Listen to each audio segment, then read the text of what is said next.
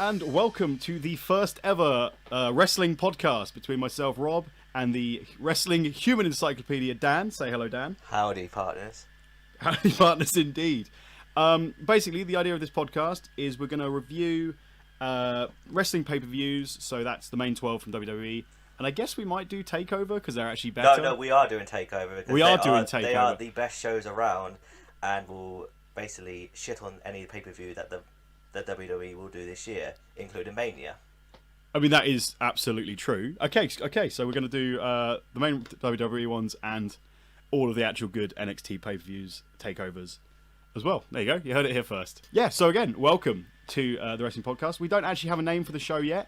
We'll probably think of that on episode 2. Episode 2 will be Fastlane. Today's episode will be the Royal Rumble that happened last Sunday, the 24th. But here we are, ready to rock and roll and to bitch about wrestling like the internet does best. We'll get to that. So the Royal Rumble, the 29th Royal Rumble. Last year, obviously, Roman Reigns won and was booed into oblivion. The year before, Batista won and was booed into oblivion. Did they make that same mistake this year, Dan? I don't think so. I think this year was... Well, let's say this. Roman Reigns booed once again, yes. But absolutely was. Obviously, at the end, God wins. All right, we'll come back to the main event, the main Rumble. But yes, absolutely, Roman Reigns was booed throughout that match once again for the second year in a row. Not a good start for the year for the WWE's intended top babyface. But we'll come back to that. Let's start with a pre-show that neither of us watched. Yes, if we did, well, well, just let you know, we watched this in a bar, went live, and yes, they didn't show the pre-show, and to be honest, I couldn't give a damn about that because all four teams are nothing. I'm not gonna lie, I didn't even know what the pre-show match was until I rewatched it, the actual Rumble pay-per-view Monday night. I'm very surprised because your boys are on there. My boys, the Ascension, absolutely. Connor and/or Victor said he liked my T-shirt at the WrestleMania Access last year, so he's forever going to be a fan favourite for me. All right. So we had Damien Sandow with No Days Off, Darren Young versus the Dudley Boys, the Ascension, and the really weird team of Mark Henry and Jack Swagger. Mark Henry and Jack Swagger won for no reason I can see. Their spots on the Rumble match card itself were pointless. They were basically in the match, I think, a combined 4 minutes. Oh, we'll get to that. I have some thoughts on that.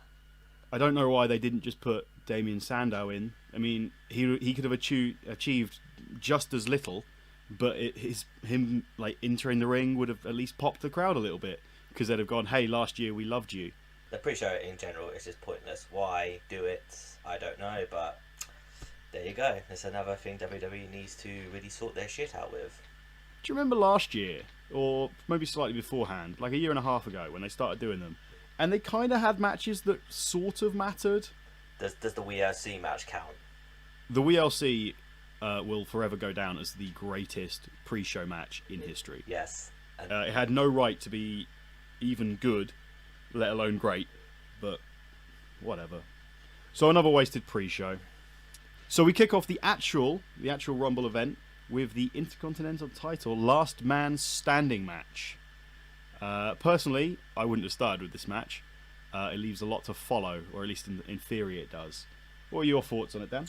I thought this was a really good match. I don't know, I think first match, I think it was a good thing to do to get really the event off to a good start. Obviously this had a lot to live up to because the last 2 years were bloody goddamn awful. Apart from one bar match, probably each year. But yeah. I had no problems with this starting. I thought it was a really good match. You know, two guys you know is going to deliver straight away. And yeah. Yeah, I mean, I love everything that Kevin Owens does at the moment. He needs to be the world champion. Why it's not? I know why, but, you know. He is just fantastic. His interactions with the wrestlers, the fans, the commentators, like him being thrown over the announce table and rubbing Michael Cole's face was better than the majority of the card on its own. Oh, Michael Cole, the butt end of all jokes every time. Now I will say the commentary on this, I was happy Jerry Lawler wasn't on, but my god, this felt like Raw. what the hell is wrong with this team and this company? They, as a trio, do not work. Byron Saxon is terrified to do anything and spends his entire time getting bullied. JBL spends his entire time saying inane comments, normally repeating but badly what Michael Cole just said. No, it's not Michael. It's Michael. Michael Cole. Michael Cole. And Michael Cole is, well, the less said about him, the better these days, in my opinion. I mean, they just hired one of the greatest announcers in Mauro Ranallo, and they can't put him on the fucking pay-per-view. If he isn't on the pay-per-views post-Mania, I'm going to give up all hope on that announce team. I tell you what, I enjoyed the Royal Rumble pay-per-view without commentary, because again, we were watching it in a pub, far more than when I rewatched it with commentary. Because they don't actually add anything to it, they actually only take away, which isn't the best. You normally, your commentators, you want them adding to the storyline, adding to the tension, building things up, and just like, generally telling you what's going on as well. But they spend all their time just making stupid jokes. I mean, if they want a three-man booth, here's what they need. Okay, put Michael Cole in there, whatever. You know, he's Vince's guy, whatever. Then stick Mauro Ranallo on there and put Corey Graves on there. Three-man team if you want to keep doing that. But that would be two guys who are very good announcers, and one obviously is the guy to sell their shit. Yeah, no, absolutely, I'd agree with that. Corey Graves is fantastic just because he stays in character. Mm-hmm. He actually has a character and he works with it. I take anybody who has a legit character. I mean, obviously the strong commentary team that everyone references from the last 15 years is still JR as face and King as like full heel. If you haven't, I don't know if you've been watching SmackDown. I haven't, but I've been hearing, like, I've seen clips and hearing stuff that Jerry Lawler is back to his heel ways again. He is mildly heel, but considering he was kind of heel anyway, unintentionally, by just being bad, it's hard to notice. Well, but yeah, he does say some things and side with, the bad guys slightly more. But he's still telling the exact same bad jokes that he did like a month ago. So he hasn't really changed all that much, in honesty, so far. They might be going for like a slow burn, like to get fans used to him slowly. Like, if they just clicked a switch, that would be just as bad. Because then we'd all be saying, why has this happened? We know why it's happened, but you still need a storyline reason for it. Yes. So hopefully they're just slowly edging him towards just being a sexist bastard again, really, because that was when he was funny. Anyway, back to the Intercontinental match itself. I do have a few nitpicks that I just want to run through. Go ahead. Despite how long the match was, I do feel like it was slightly rushed. And by that I mean they were doing a big move really early on, and then they were suddenly at a 9 count. At which point, Kevin Owens would stumble to his feet, but Dean Ambrose in his quirky little self would just jump up on a couple of occasions, which I don't like. It didn't really feel like there was a storyline ending to their feud, which has lasted quite a while now. And they're going to be going separate ways, or at least I'm very much assuming they are. So for that not to really be like a big end to this feud, it just feels a bit off. I thought the spots were good. It felt like they were kind of just rushing between them, despite how long they had. But yeah, I thought it was a good match, not a great match. Yeah, I mean, I thought the only thing about the downside of it was, obviously the ending was the table spot. But before that, it took him about at least 5 minutes to put 2 tables up. And that was a bit, a bit... Yeah. But apart from that, no, really, really good match. I mean, you're going to get the best match out of these two. I mean, Kevin Owens is the greatest, in my opinion, and should be world champion. Dean Ambrose, as well, should be the world champion as well. But, I mean, the way the way the company books him, I don't know, it's just... It's sort of off-putting sometimes. Yeah, absolutely. They're both so over in their respective ways. Like, the fans are hot for Dean Ambrose, despite the fact he does that stupid little clothesline every single match, and the fact that they've consistently taken the momentum away from Kevin Owens every time he seems to be building it. But yeah, they're both fantastic. They're going to put on a decent match, and they did put on a decent match. I just felt it could have been just like a great match. At the end of the day, it is a more or less PG last man standing match. So, I mean, to be honest, obviously people will say, "Oh, where's the blood? Where's that?" some instances you don't need it, and this. I mean, this was supposed to be like a big feud. I don't know if blood would have helped, but to be honest, I obviously now with all this stuff coming out about how HIV and all that crap, I don't really want to see blood. Like, maybe once every year, maybe, or every few years, bring out. But yeah, you don't need blood every time for it, like, because all you end up doing is becoming desensitized to it. You need it to be a holy hell, this guy's getting his ass whooped, he's bleeding badly. Having it every Raw and every SmackDown, you're just like, ugh, blood again, really? Yeah. I do feel like I needed something more than the table spots were good. The going through the barrier into the timekeeper's area, cannonball, that was good. But I'm kind of sick to death of on the back chair shots and to the ribs kendo sticks. Yeah. I feel like they need to figure out something else to do. Obviously, they're not going to do headshots with chairs anymore. And that's a good thing, to be honest. I could cope with a couple of chair shots a year to the head, like in a big match. But it would have to be in a situation where that chair shot ends that match. Yeah. Like you don't want it like it used to be, where they take 15 chair shots to the head and then continue for another 20 minutes. I'm looking at you, Mick Foley. But yeah, there is something lacking. I don't know how. I don't have any suggestions of how to improve the last man standing matches, the Extreme Rules matches, without going further down that road. But I'm sure somebody out there in the wrestling world has got an idea, and WWE needs to listen to them. Moving on to the tag team titles. You've got the New Day versus the Usos. These guys have been feuding on and off for a while. They've had more matches as tag teams, as like individual bouts, than I can count. So as you kind of expect at this point, they are pretty good at putting on, a decent match. I'm not quite sure where they're going to go from here. They can't keep feuding. But they seem to be. You've got the New Day right at the top of the division, just fantastic workers, really entertaining. Below them, you've got the Usos, good at putting on matches, but nothing else really there character-wise. And then below them, there's nobody. Yeah, this is. I mean, why they brought the Dudleys back, I have no idea. And I don't know who is next. It's like, this is ridiculous. Once again, obviously mid card, there's no one big challenge to go upper card to go face the champion. There's no challengers for the New Day, and I do not know what the fuck is going on. Like, in reality, the New Day have had the titles for too long now, I'd say. But there's no one to take them off them, so you can't. I mean, obviously they won the match through a fantastic ending, actually. A big ending. I like that. That was an unintended pun there.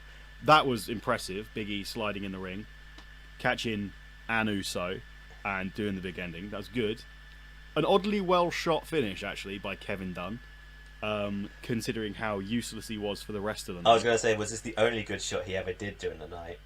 I think it's the only good shot he's done in the last 2 years, to be honest. I don't know. The production that they do, it's out of this world. I'll give them that.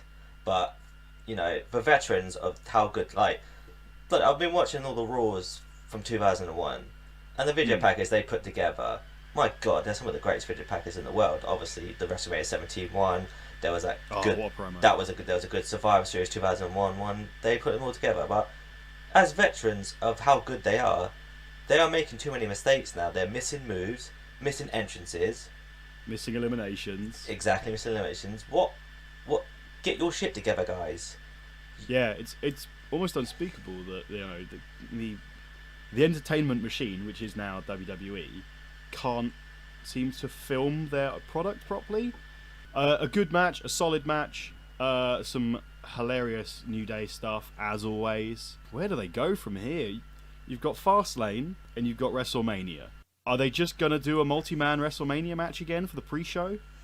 I mean, they could. I'm guessing after Raw, Usos will probably get another shot again. And like I said, we both said, there is no one left. So, but I don't even know anyone from NXT that can get called up. again, you said earlier, why bring the Dudley Boys back? It's like, well, if they'd have booked that like early sequence of like New Day versus the Dudleys, we could have had the Dudleys win, hold it for a couple of months, New Day win it back, and then we move into this. But it's kind of seemed like we had a lot of the same, and now we're at a lot of the same, and we're about to go into probably a lot of the same. If they are on the pre-show for WrestleMania, that is a travesty. Yeah, because the New Day have been far too entertaining. Their promo with The Rock this past Monday Night on Raw was fantastic. They are too good to be a pre-show, but the tag team titles and the tag team division isn't good enough to be on the main show. I 100% agree with that. Sort it out, WWE, even though you won't, but what can we do? What we need is Tyson Kidd and Cesaro back. Like, why was Darren Young teaming up with Damian Sandow on the pre-show when Titus O'Neil's on the main roster? I don't know. I don't know. Are they breaking them up again? Oh god, I don't want to go through that again. That was horrible. I mean, I'm no fan of the prime time players other than dancing along with them and doing Titus O'Neil's oorah, oorah, oorah stuff, which is hilarious. I will give him. Like, other than that, I don't really get them as a tag team, but at least they're a tag team. I think it's time for my boys to get called up, and that is Blake and Murphy, and to finally save this tag team division. So tag titles, a good match, good ending, and where are they going? Who knows? Nowhere. US title. I will quite happily tell you that I have no interest in this match. I feel the same way. I mean, well, obviously the US title, Alberto Del Rio against Kalisto. First thing I always thought was, obviously the ending was Kalisto won, and my reaction was, what the fuck did they do with that title run? I will admit, I was so shocked when he won. I could understand him winning on Raw and then losing on SmackDown. It's just a quick, Attitude Era style title switch just to keep fans going, huh? What's going on? But I didn't expect them to give it back to him. I can't see Kalisto as a singles guy, let alone a US champion. But there was another small man who obviously made a name for himself. Injuries bar none, but Rey Mysterio, former world champion, was the never heard of him. Oh yeah. Yeah, but you know as well as I do, Dan, that I am no fan of Rey Mysterio. So yeah, if we're saying Kalisto's going to be the new Rey Mysterio, then well, that's what they want him to be. Well, they want him to be the the Latino hero, so they can get all those views in and stuff. Having one man doing it, that's not going to work out. Well, they tried Alberto Del Rio, and look how well that went. Well, Alberto Del Rio is as over as a wet pair of socks. It just doesn't make any sense. Other than the fact that he's come back and he's in great shape, he is the same boring character who wasn't over before he left. He still wrestles the same way. He's dull. I don't care about Kalisto. But yeah, it was an okay match. The most memorable thing was the big botch. Oh yes, ugly botch. That was cringeful to watch. I suppose another point is that the League of Nations didn't get involved. Wade Barrett can't make pay-per-view appearances injured. Apparently, he can stand around a Raw and SmackDown doing nothing, but he can't do anything on a pay-per-view. Bit weird. And considering how he basically won the title for Del Rio back on SmackDown by interfering, you'd have thought he'd been there again, maybe got a kick in the head or something, but clearly he can't do that because he's also on the injured list. US title, it's fallen a long way since John Cena held it over summer. Yeah, so all the shit John Cena gets, he did bring some legitimacy to that title. He just brought some decent matches, so I mean that's a good starting point. Even if he should have lost to Kevin Owens and given Kevin Owens that rocket to the moon.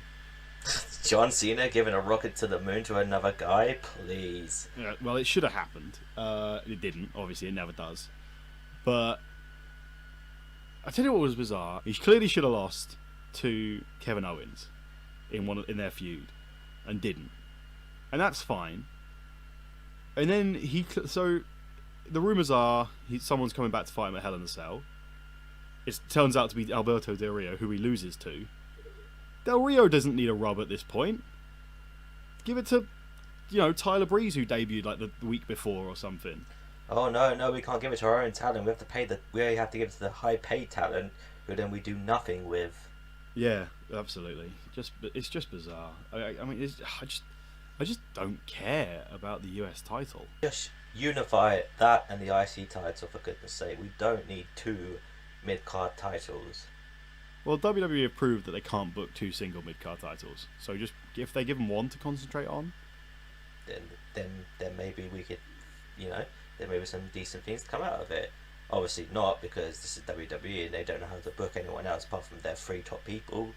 yeah. I mean, ideally, I don't want them to unify it. I want them to be able to have, multiple feuds involving titles. Not even necessarily involving titles. I just want them to be able to book multiple storylines happening on the same show at once, instead of basically focusing on one storyline. No, I think they need to unify those two titles. Like, it's just less titles and then Less titles, more focus. Yes, exactly. Thank you. That was where to go. Yeah, it does make sense. It's kind of the NXT way, really, isn't it? I mean, they've just got NXT title, Women's Championship, Tag Team. Yes. And everything's focused on getting those, which is good. But obviously they have one writer. The WWE has like 26 who don't know what wrestling is. Speaking of women's wrestlers and divas, let's move on to the Divas title match. Another okay match. Nothing that special. There's two big talking points, I suppose. You've got Ric Flair kissing Becky Lynch, which was weird. I don't really think much of... Everyone's raving about it. And I was like, yeah, it's just Ric Flair. That's him. My main concern with it is that it's kind of just a little bit gross, having an old man kiss a young woman. I react to it in very much the same way that I think about Jerry Lawler kissing all of his 18-year-old girlfriends. Oh, yeah. It's just a little bit, ugh. Yeah. Really? Well, yeah, I mean, yeah, obviously, like, I've been watching the Raws, and I just had there was one where McMahon was trying to get off with Tori Wilson. 50-year-old McMahon trying to get off with a, mid to late 20s Tori Wilson. Yeah. Yeah, good point. I mean... But then again, just because it's happened in the past doesn't mean it should still be happening, I suppose. Oh no, I'm just to point out this is the sick mind of Vince McMahon. Another thing that he tried to do, I don't know if you know this, you probably did, but basically it was like when Stephanie was GM, and I can't remember what the story, but it's like he wanted to, I think, say that him and Stephanie were actually together. There was a rumored storyline that Vince wanted to do, in which Stephanie McMahon didn't know who the father of her child was. That was it, yes, there we go. And one of the rumours was it was going to be him. Now, even if they swerve and it's not him at the last second, but they're basically still insinuating incest, which is still really weird and gross. But yeah, that's Vince McMahon. He wanted his daughter to pretend that her kid was his on live TV. Luckily, she said no. Well, thank God for that. So you got the kiss, bit weird, and then the ending. You've got Becky Lynch being basically beaten by a coat. You know what? I had no problem with that at all. I thought that was quite like, I won't say genius way, but I thought it was a new way to distract someone. Yeah, I'll absolutely give you that. It was certainly a new way to distract someone in a unique way. I'm sure it's been done before somewhere, but it's unique. You don't see it too often. I just think in a reality situation, Becky Lynch is the stupidest person in the world because she had her submission maneuver locked in. Charlotte was not getting out of it, and the coat on her head was not stopping or enabling her to do her finisher in any way. All she had to do was hold on to it for another 10 seconds. Charlotte taps, she's the champion. Yeah, I agree with that, actually. That does sound a bit more. Also, at one point is like that interference. When is the referee going to start disqualifying people? Ric Flair kisses an opponent of his daughter's, and then he throws a coat on her. And when is he going to get sent to the back? What's going on, ref? When will this company ever do instant replays and just look at it and then decide to disqualify someone? They do kind of do that every so often. They it tends to be a heel general manager comes out and goes, "Oh ho ho, no, clearly this was not right," and then they restart the match. But they do it so far and few between. It's like, why are you doing it on this occasion and not? Yeah, the inconsistency, of how they run things It's not very good. It's like, I mean, obviously, a good example of when they should have used an instant replay was Brock Lesnar versus The Undertaker at SummerSlam. Oh my god, yes. It's like everyone's saying he tapped, and the ref just needs to look at his iPad and go, "No, yeah, so he did." Lesnar wins, but instead we went through that entire debacle, which everyone seems okay with now. But I distinctly remember everyone being very angry with at the time. I just remember you being very angry with that at 4 a.m. in the morning. Furious, absolutely fuming. I was not impressed by that at all. But of course, the main story coming out of the Divas title match, it's not Becky Lynch being beaten by a coat. It's not Charlotte and a weird, creepy dad. It is everyone's favourite, Sasha Banks. And where the hell has she been? See, this is one of those things where she was injured, and I'm doing the air quotes to that, Yep. and taken off TV. I don't think she was injured. I think they actually just took her off TV because they're breaking up Team Bad, or she's leaving it at least. And I feel they thought that was the easiest way, and she'd get the best reaction if she just disappeared for a month and then came back. And it worked because the fans went absolutely ballistic for her. Oh yeah, but obviously you've got to remember they were in Orlando. This is NXT town. She was going to get cheered one way or another. Very true. I mean, if they're going to do Charlotte versus Sasha at Mania, okay, that's fine. But for God's sake, at least build the woman up to make the match, if it's going that way, more meaningful. Absolutely. I mean, that's what they need to do. And it's not just the Divas title. It is all the titles, but they definitely need to focus on storylines, having the titles matter and mean something. Like, why are they chasing this thing? Why do they want it? I mean, I'll say this Divas Revolution is a fail. We all know that. But I think This is the first time, this first feud, I think a part of it that's been, I would say, it's not the best, but it's been okay. It's had a story. Exactly. Like, Charlotte has turned heel. We've been with them all the way for that. So we've seen Becky's interaction, the falling out, the title match, the attacks, and you're invested. It's a really simple storyline. Former friends turned against each other. Jobs are good. They've now got Sasha Banks involved. Excellent. Is Becky going to move to the side? I'm hoping not. What I'm hoping for is either the NXT girls triple threat at Mania.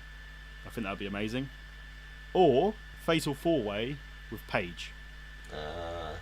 I reckon that would be an amazing. Give them 20 minutes. They're never going to do that. Give them 15 minutes. Fatal 4-Way or triple threat at Mania. Those are your 4 best women they've got right now on the main roster. Let them go at it. I would say triple threat Fastlane with Lynch, Charlotte and Banks. Becky Lynch will once again take the pin, even though I don't want to do that, but tough shit. Yep. What can you do? And then the big showdown between Banks and Charlotte at Mania. Hopefully they'll realise, okay, we've heard all this talk about how you two are one of the best at NXT, before in NXT. Show us what you got. Give them 20 minutes. They'll put on a decent match like they did in San Jose last year for the NXT show you went to. Give them that time. And let them do whatever the hell they want, and there you go.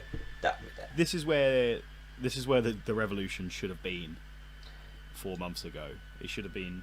They should have never done any of the teams and all the distractions, and they should have just worked with the NXT women and just gone and just fresh start. You are now the leaders of this. Paige can be there. Natalya can be there. Even Nikki Bella can be there, to be honest. Oh God! And then just slowly move up the NXT girls when they're ready. But yeah, no, I agree. I mean, it's funny that Stephanie McMahon has taken her name off this Diva Revolution now, and just completely moved away from it. She hasn't mentioned it. To be honest, have they mentioned the Divas Revolution recently? No, because good. Because once they found out it's a failure, oh no, that wasn't us. No, we didn't do that. No, that was you guys. Well, the way to book a revolution is not shout out that we're booking a revolution. You should just kind of let it happen naturally, like it did in NXT. But they were too eager to pat themselves on the back, and then they stumbled around for 6 months, and we're only now getting to an actual story and characters we start to care about. Agreed. I wholeheartedly agree. Moving on to the Royal Rumble match itself. The first Royal Rumble in history to have the WWE World Heavyweight Championship defended in it.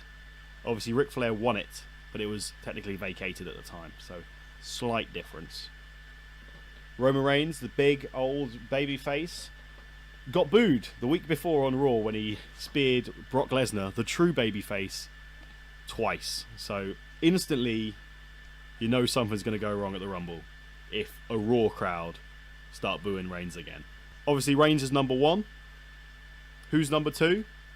Rusev. Was that a momentous fight? How long did it last, Dan? Was it an epic battle that lasted throughout the ages? Well, you know, because this League of Nations versus Roman Reigns is such a blood feud, I think it lasted all of 30 seconds. That long? Blimey. I don't know. That's just me guessing, but that's what it felt like, for God's sake. I mean, I feel so bad for Rusev right now. Rusev, this time last year, was hot as hell, about to go into a feud with John Cena, and the world looked amazing for him. Then he got caught in the airspace of John Cena for 4 months and never recovered. Once again, your feud with John Cena, you never heard from again. Basically, yeah. Then they broke him and Lana up, which went terribly. They brought them back together, which has gone terribly. He's now in the League of Nations, basically as cannon fodder for anybody who needs to look strong that night, mainly Roman Reigns. And now he's entrant number 2, and he just got destroyed. Like, couldn't they have sent out Bo Dallas or somebody for this job? Yes, I agree. But obviously they had their way of doing things, and this is the land of the WWE. Roman Reigns matters, and no one else does. But all of our disappointment swept aside. AJ Styles was number 3. Did you hear that pop he got? Good Lord. Yeah, yes, amazing. But yes, we did, because that's what we saw. Roman Reigns' confused face and then a crowd popping. Yes, and that brings us back full circle to the Kevin Dunn discussion we had earlier, where I praised him, and now I'm going to tear him apart. What was that camera angle? Why are you debuting a new... He's a megastar in the wrestling world. He may have never been in WWE, like, properly, but he's famous. He's respected. He's been everywhere. And he makes his debut on your show, and you show Roman Reigns' confused, smug face instead of him. What are you doing? Like, WWE had to release a new video on their website when they re-edited it, showing, you know, the Titantron and him coming out and the fans reacting, because they ballsed it up so badly. It's just unbelievable. Like, how are you meant... How are people meant to get over with, like, the casual TV audience if you don't show them?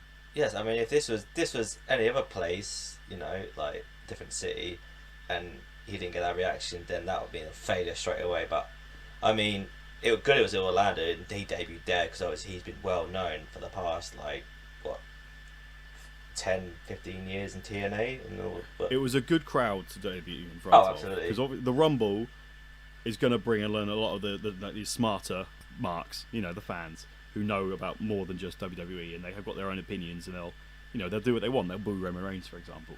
So it was a good crowd to debut in front of. But flipping heck, what are you guys doing? But foolish. It could have gone so much smoother, and it was just the first of many missteps from Kevin Dunn and the crew. AJ Styles, though, looked fantastic. He did. For what little he did. He took a lot of the... He was always that... You know when a new entrant comes in, and they always have a couple of... Unless they're eliminated straight away, they always have a couple of big moves. Normally they're more famous ones. And then they kind of just go rest in the corner for 5 minutes. He was always the first up to get a clothesline or something. And he was flopping around like crazy. He was making, like, rubbish people look $1 million. Yeah, I mean, I don't get this, like... You pay this guy so much money to leave a giant organisation, you put him in the Rumble, and you don't give him offense. He had offense, but it wasn't as much as you would expect someone like him. He was in the Rumble for almost 30 minutes. He got 2 eliminations. One was Curtis Axel. I can't remember who the other one was. And then for the rest of it, he was kind of just there to get beaten up and be a number, which is really disappointing. I mean, he could have done so much more. I'd have preferred a 10-minute blitz of destruction, and then Kevin Owens like throwing him out in his douchebag way, than just to be there for ages doing not much. Yeah. But the plus side, the fans were chanting his name the entire match, even after he got eliminated. The initial pop he got when he came in was fantastic. And also he did the Stars Clash on SmackDown, so it's not banned after all. I am concerned that he's kind of just not going to really do anything in WWE, other than put on great matches. You know, obviously the big news was back. Obviously him, Shinsuke Nakamura, Doc Gallows, and Carl Anderson getting signed. Yeah. Obviously, and straight away I just thought, yeah, they're fucked. Especially Nakamura, he is so fucked. Everyone's moaning that why is he on NXT? He should be main roster. He needs to get used to the WWE style and I'm putting quotation marks here but he needs to get used to how they do their shit and all that. But I mean, yeah, he can't come in and do what he's doing because they will have a heart attack. No, yeah, but I'm just saying, once he gets to the main roster, he's fucked. He's gonna get the Funaki treatment, I would say. Well, that's fine though, because SmackDown does need a new number one announcer, so they do, yes, but for someone who is charismatic and who is a fucking amazing wrestler, I mean, I hope that they do it right. Obviously, they're not going to, but there's a part of me, if you're paying all this money for these guys to leave New Japan Pro Wrestling and come to the WWE, for God's sake, just do something with them. Make AJ the world champion for a bit. Maybe Nakamura the world champion. Be something different for a change. I'd love all of these ideas. And if we can just get great matches on NXT, I'll be happy. But I would love to see it on the main show. Do you think fans would be happier if the Intercontinental title meant more, the tag titles meant more, the US title, if it's still around, meant more? Do you reckon they'd be happier with people like AJ holding those belts and not being in the main event? I would say if they were just putting on great matches and great storylines, would people be happy with that, or is it so ingrained now that if you're not John Cena, you don't care? If they made the US title tag team titles, all titles matter, I think that would be good. I think fans would then they can do whatever they want with the worst title as long as back in the 80s and 90s, obviously they had the world champion, Hogan was the champion, but obviously IC champion they had Mr. Perfect, Ricky Steamboat, Bret Hart, Shawn Michaels, and that was the title. Yeah. The worker title that they usually called it. So I think if they put more, like back in the Attitude Era, yeah, okay, it wasn't that everyone considered it the greatest era in the world, and yes, to a certain degree it was because it was Bret Hart, but and there wasn't, the matches weren't great, but obviously the people they booked around that time, everyone had something to do. Now, yeah, exactly. Now these days, it's just, if you're not John Cena, Roman Reigns, or Randy Orton, you're nothing, and that shouldn't be the way. Back to the Rumble though. So AJ Styles is in there for a while, doing some great stuff, and you just get a kind of it's basically the Attitude Era again. You get Jericho, you get Goldust, you get Kane. Nothing's really going on. The crowd kind of popped for Jericho versus AJ for a bit, and then we get to the next night on Raw, which is cool. But everyone's kind of, it feels like nothing's really going on, to be honest, in the Rumble. But that R-Truth ladder spot, him thinking it was like the Money in the Bank briefcase. I like R-Truth these days. I can't believe I'm saying it, but he is actually quite entertaining. Someone did make the suggestion of if they put R-Truth in the Money in the Bank ladder match, but this time what he does, instead of going to the ladder, he just throws everyone out, thinks it's the Rumble. That would be brilliant. Roman Reigns came out to boos, or let's say a mixed reaction, because it wasn't as deafening as last year's Rumble. He no one's really that keen on him. I mean, especially, he's never going to get cheered over AJ Styles. And then, for some reason, WWE decide to just take him out of the match for half an hour. Just... As if that's going to make me want to cheer him. Like, he gets attacked by the League of Nations, or 3 of them, because obviously Wade Barrett can't do anything. And he gets thrown into the barricade, he gets thrown into the steps, he gets put through a table. And the flipping EMT guys come out with the stretcher. Since when did that need a stretcher for being put through a table? People used to walk away with broken necks and stuff. He then gets off the stretcher and walks to the back. Oh, but you want to know why, though? Because McMahon thought, oh, well, if Roman Reigns on the stretcher, oh, no, he'll look too weak. Oh, yeah, so he got to stand up and walk away. Well, if he was able to walk away, why the hell did he not go back in the match? Exactly, he just looked like a coward. He just left the match. And technically, it's all fair game, because you don't need to be in the ring the entire match. But it kind of made him just look a bit like a wuss. He got a bit beaten up, and then he left and disappeared. And then came back later. That didn't make me want to cheer him. That made me go, ugh. And he got booed even louder when he came back out. Yes, he did. He absolutely did get booed. I mean, I maybe because the reason they wanted, obviously they probably wanted him out because they thought if he was in the ring around the time AJ and all that got eliminated, that he probably would have been, more booed. I guess that worked, but what it made it happen though, Reigns disappeared, and Lesnar comes out. Reigns missed Lesnar in his entirety. That is true. So that's what I think they were avoiding. They were avoiding Lesnar getting cheered over Reigns.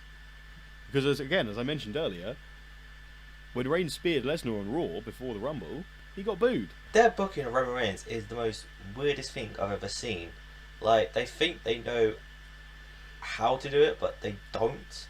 He seems like the easiest person on the roster to book for, and they continually mess it up. Yeah. Like, he's not a talker.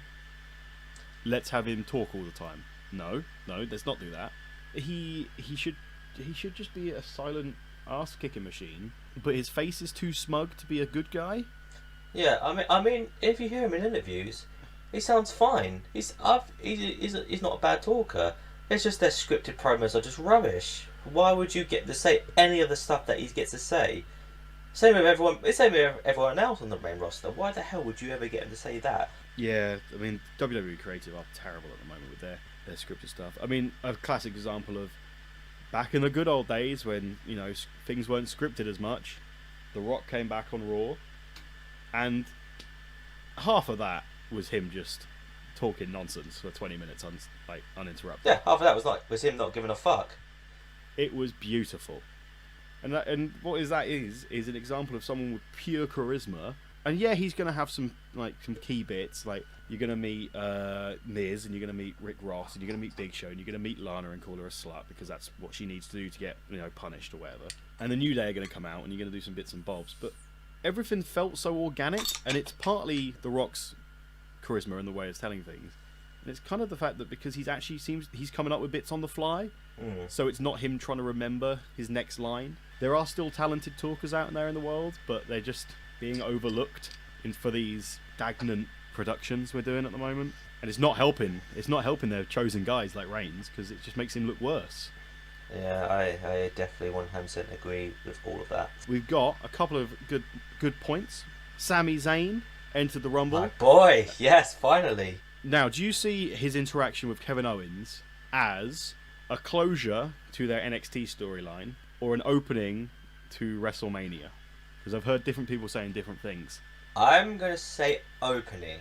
The only reason I'm saying that because I've heard this match with Nakamura is going to be his last. Yeah. And obviously people have flip-flopped from main roster to NXT, so I think maybe around before Fastlane he could probably come back, start this feud at Mania, and then they can go to Extreme Rules where they can just pretty much pick the shit out of each other. So I think this is the start, and to be honest, it should be because these two are just fucking great together. Absolutely, I want it to be the start. I've been trying to fantasy book this in my head for months since before Owens lost the IC title. I've been wanting this so much, the continuation of their feud. That was one of the good things about this year's Rumble, actually, in general, is that it seemed to tease a lot of potential storylines in general. You've got Kevin Owens, Sami Zayn. You've got Jericho, Dean Ambrose, maybe. You've got Kevin Owens, AJ Styles. Obviously, you've got Triple H, Roman Reigns. Whatever. You've just got loads of little bits and bobs floating around, which was nice. And then we get the New Day in the obligatory Kofi Kingston silly Rumble spot. Not as adventurous this time. Most of what he did outside of the ring, once Big E caught him, was missed by Kevin Dunn, including his elimination. You've got... So, obviously, Big E catches Kofi on his shoulders, and they dance around the ring, celebrating. And the camera misses Kofi eating popcorn, Kofi having a Diet Coke, them just dancing around like lunatics in general, and then they miss Chris Jericho eliminating him. The Wyatts, though, they look quite strong. Don't you agree? Sadly, yes, I do, even though two of them I couldn't give a damn about. I'm looking at you, Eric Rowan and Braun Strowman. And if I'm hearing this rumour of Braun Strowman and The Undertaker, I seriously gonna have to get completely annihilated drunk to get past that match, because I do not want to see that one bit. All I say is screw you, John Cena, for injuring your elbow. I wouldn't mind having Cena versus Taker, but that, that's another. I would have loved Cena versus Taker. It's a story that hasn't been told. If the streak was there, that would have been the best thing ever. It would have been such a good story going for it. Unfortunately, it looks like The Undertaker's probably going to have 2 bad matches in a row. Taker would, if it's true, Taker will obviously win it. And if it is his last match, that's a rubbish last match. Yeah. That's really bad. Lesnar kind of enters the Rumble. He eliminates a few people. He gives some people some suplexes. He eliminates all of the Wyatt family, bar Bray, who hasn't actually entered at this point. You missed out the greatest thing I've ever seen, which is his flying knee to Braun Strowman. Oh, you mean his free flying knees to Braun Strowman? Oh my god, that... Strowman must have pissed him off at some point during that match, because he just went at him. Brock works stiff anyway. That's kind of why we like him. But yeah, he was going for him at that point. Oh yeah, absolutely. I mean, at the end of the day, he doesn't give a fuck. He's getting paid a shitload of money to do whatever the fuck he wants, so he'll throw a fucking flying knee anywhere to any talent, and they can go fuck themselves. It felt weird watching Lesnar in the Rumble, to be honest, because he kind of just stood around a lot. Yeah. Waiting for people to enter. I don't know. It felt really slow at this point of the Rumble, and obviously it leads to him being eliminated by all of the Wyatt family. They all come back in after being eliminated to help Bray, who now comes in. And this is one of the more curious parts.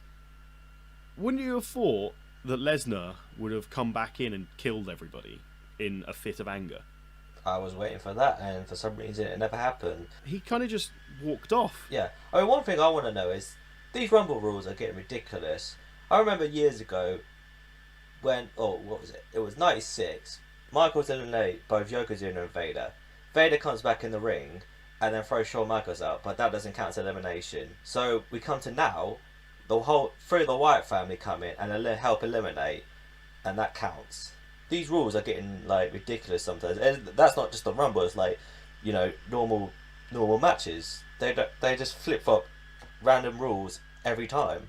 Yeah, I was thinking about this the other day actually. For a normal match, the amount of normal matches that go outside the ring, and people get thrown into the steel steps and thrown into the barricade. At what point is that a disqualification?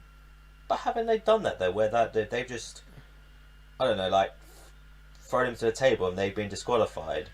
And then there's times they haven't done it. I feel like if they're outside and using things that are outside, that should be a disqualification technically. But it doesn't seem to be anymore. Or maybe it never was, and I'm just going crazy with my old age.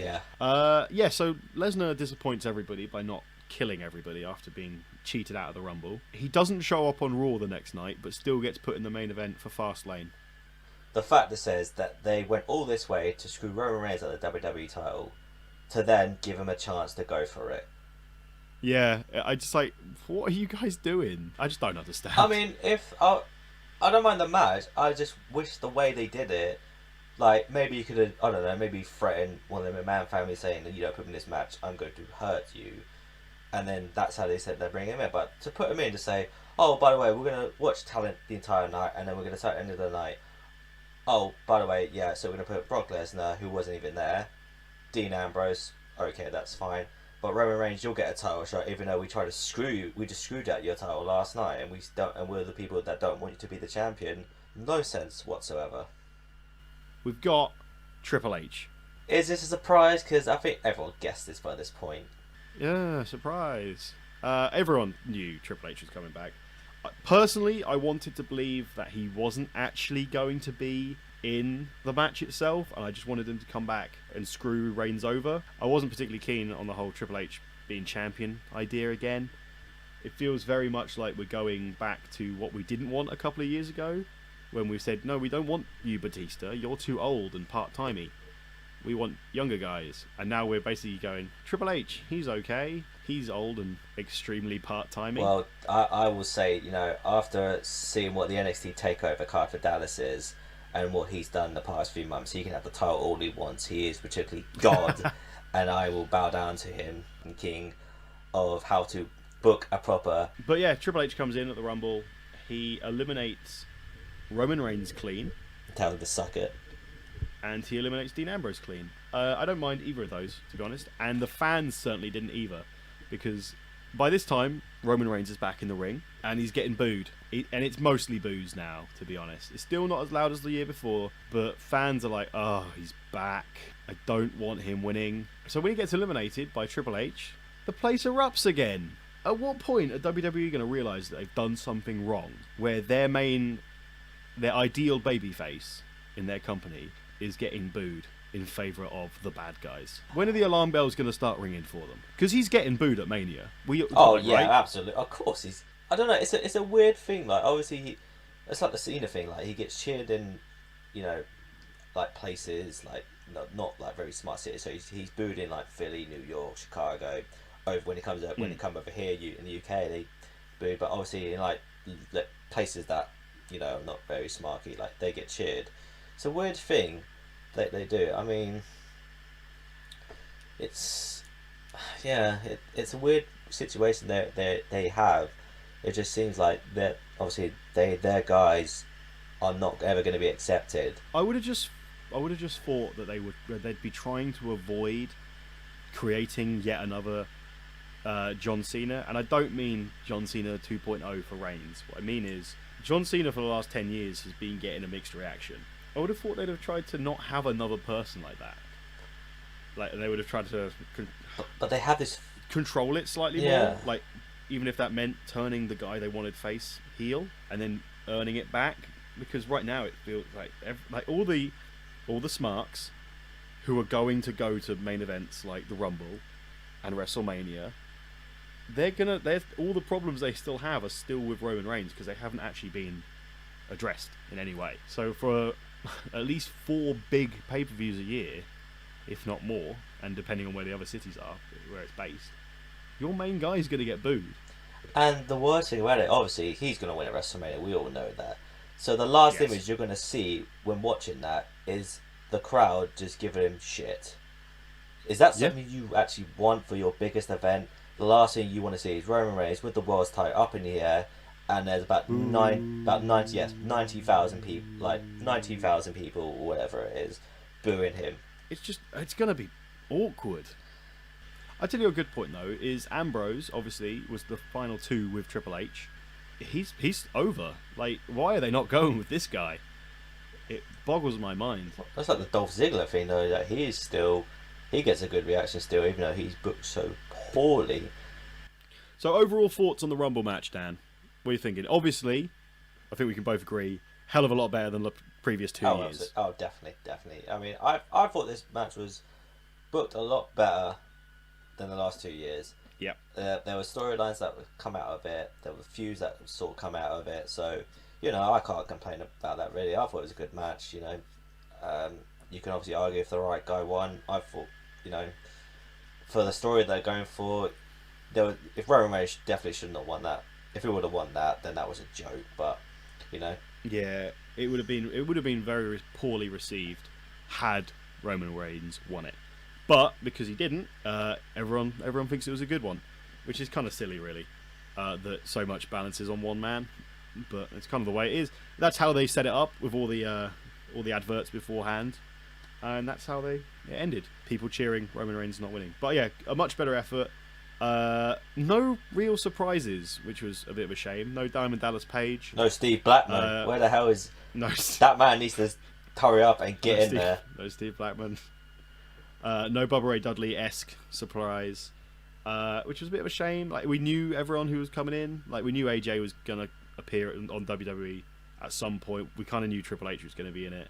That was it, really. Yeah, wasn't it? Nothing. Yeah, which is a bit odd. Not really a fan of that.